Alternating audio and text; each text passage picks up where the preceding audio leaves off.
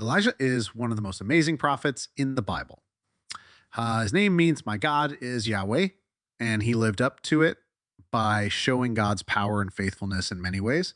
He taught us some important lessons that we can apply to our lives today.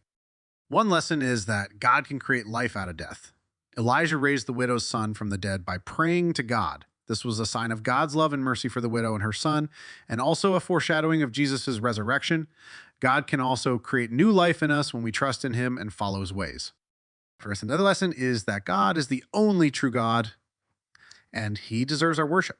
Elijah challenges the false god Baal and his prophets to a contest on Mount Carmel.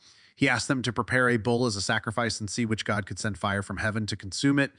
The prophets of Baal prayed all day, but nothing happened. Then Elijah prayed to Yahweh and poured water on his bull to make it harder. God answered his prayer and sent fire from heaven that burned up the bull, the wood, the stones, and even the water. The people saw this and realized that Yahweh was the real God, and they turned back to him. Elijah showed us that we should not follow idols or false gods, but only worship the living God who can do wonders.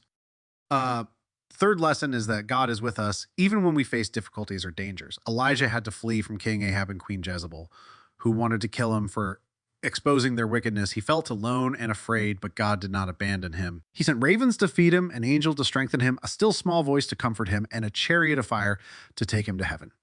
Elijah taught us that we can rely on God's presence and protection in every situation. Elijah was a great prophet who taught us many lessons about God's power, faithfulness, love, and presence. He was a man of God who did not die, but was taken up to heaven in a whirlwind. He was also one of the two prophets who appeared with Jesus on the Mount of Transfiguration. He inspires us to be faithful to God and serve him with courage and zeal.